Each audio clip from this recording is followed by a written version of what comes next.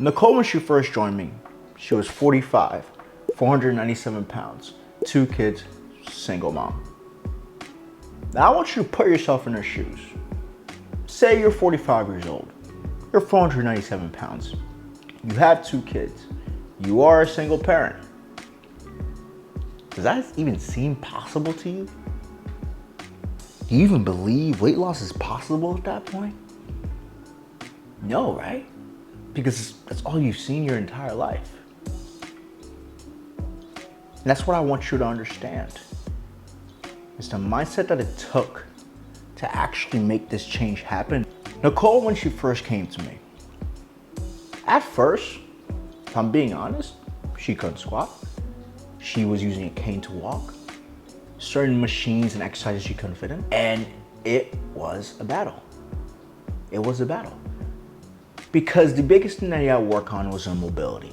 And when you're trying to lose weight and you're not losing weight for the first month, 2 months, 3 months, because you're focusing on mobility, you kind of can get tired of that. Because you're like, I'm doing all this and nothing's coming down.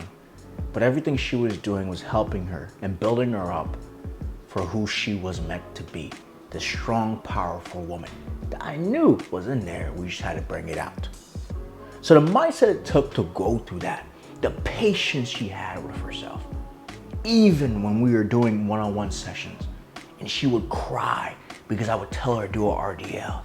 She would have that fear in front of it, standing in front of it, trying to pull it, going down and not coming up with it. And then when she did try to come up, she would shake, and then just drop it. To overcome that fear, it wasn't just motivation, it was resilience. Resilience to say, I know this is scary, but it's a thing I've never done before. And I know if I do it, it can get me a different result. And I have to be resilient enough to seek that uncomfortability over and over again. And that's what she did. After working on mobility, we started doing some regular strength training. As we progressed, we increased intensity, increased volume, took necessary precautions to make sure that she was strength training properly. And she even posts videos on her TikTok of her doing different things. And again, we had to make a lot of modifications. But through it, we got it done. But all in all, what I want you to understand through this is that the mindset it took is a mindset that I want you to instill within your life. To understand that you don't need to seek some external object for you to lose weight. It is within you. But the only way you can get through it is when you decide and you make that mental commitment to go after it and not let up no matter fucking what. I'm telling you, this woman, the reason why she started her journey was because she fell down in the bathroom and nobody could help her for 8 hours fucking straight. At 45 years old at 497 pounds. It happened again a year in her journey when we lost 100 pounds. She was 396 and she fell. And I literally didn't see her for a week. I literally had to call her, text her to come her back. But she came back and we continued forward. Because I told her, don't make that trauma the rest of your life. Because a lot of you stop trying and you let the things that made you fail, the things that held you back, become your reality when you know you want more. So seek more.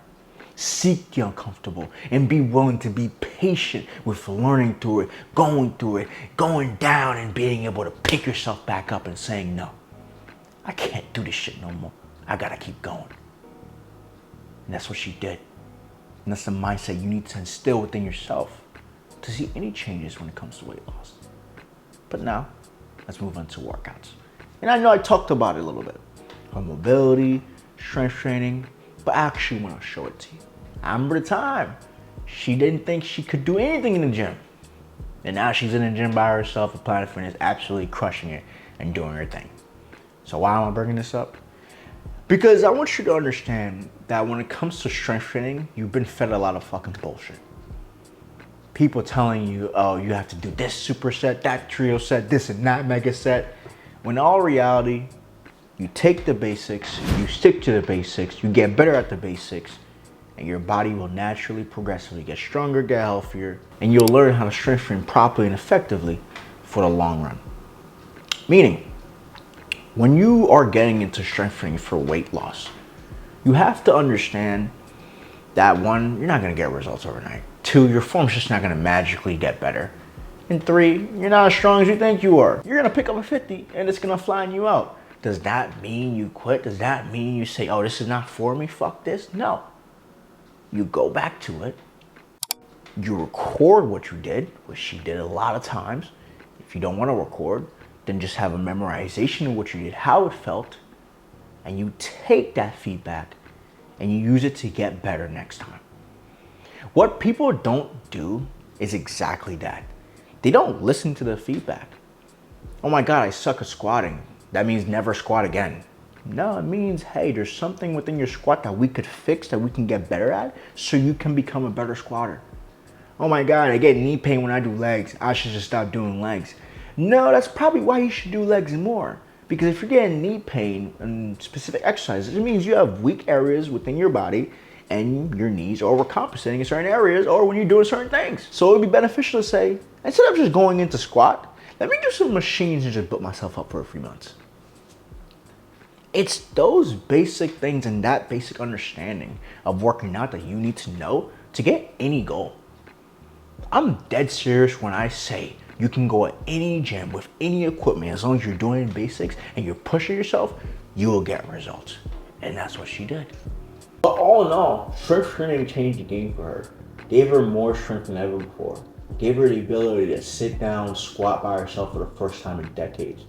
Gave her the ability to step on a scale and have it say 298 pounds for the first time in 40 years. It's never too late. If she can do it from ground zero, there's nothing holding you back. Especially as we age, you have to understand muscle is your metabolic armor. Without any muscle, you slowly lose your physical ability, your mental capabilities, and you start being a, lesser version of yourself. Muscle is preservation. The more muscle you have in your body as you get older, the easier it'll be for you to age well. And you know that's a fact. It's important for your bone density, it's important for your insulin, it's important for your joint health. And all these things are important and get even more important as you get older. So that's why, if you want to lose weight, I would highly recommend implementing strength training into your routine at least 2 to 3 times a week. And from now on, do whatever else you want. Go biking, go rowing, go kayaking, whatever else it is, have fun. And that will help you with your weight loss journey because you're active, you're moving while you're eating good, while you're feeling good. Again, so you have 2 and 2 together, that's when you make a baby, which is your weight loss result. At all times, you must be willing to fight for what you want. And that's both mental and the gym. And now you know I gotta get to it. Nutrition. In terms of nutrition, and I know I have these big ass pliers, I don't know why, but it's a good prop, right? But in terms of nutrition, usually as a coach, my main thing is to give you a meal plan or, a meal guide for you to follow. And then based off that meal plan, meal guide, and based off what we talk throughout the week, I get a basic understanding of your carbs or protein. I see what you're doing. And then from there on, every Sunday we have our call and we make adjustments. And then therefore I help you with prepping. I help you with getting ready again with a new meal plan to help you move forward. But with Nicole, it was different and it had to be different. And I'm kind of glad it was because it opened my eyes to a better way of actually showing people how to eat healthy. That's cooking. Cooking and showing you what I'm doing, how I'm doing it. Because that's what she implemented and that's what changed a lot for her. Because at first, Nicole was more about eating out. She would eat out, she would get the soda pops, she would get all the snacks, and that was her main thing. And if I'm being honest, it's kind of like everybody now. When I go to a grocery store, the average person that's my age, they're shopping like they're 16. I ain't trying to be rude, you just know it's true. Next time I'm in a grocery store, look at the cart. You'll be like, shit, this motherfucker was right. But anyways, it starts with your core ingredients is, what do you normally shop for? And the reason why I asked this, I had to teach Nicole about food. I taught her what proteins are, I taught her what carbs are, I taught her what veggies are, and I taught her which ones to lead more towards and which ones to lead less towards. And the reason is, I'm a believer that there's no such thing as good food and bad food, and you can overeat on absolutely everything. But what there is moderation, calories, and macros, and knowing those macros and how to stay within a deficit to lose weight. That's what we did. She changed up her ingredients. Instead of going to get snacks, candies, she got real food. Pasta, potatoes, rice, veggies, fruits for smoothies. And then she found a routine that worked for her.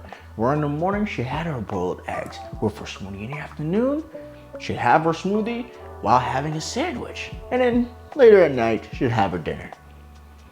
But understanding the fundamentals of what food actually is. What is a carb? What is a protein? What is a fat? Changed the game for her. So I want you to understand this. Instead of looking for your next meal plan that you can follow, go online, just look up different carbs. Go online, just look up different proteins. Go online and just look up different fats. For one, you're gonna be shocked because you're gonna be like, I thought that was a protein. That's actually a fat? Fuck. That's one. And for two, you're just gonna have better understanding of what to look for when you do go out next time.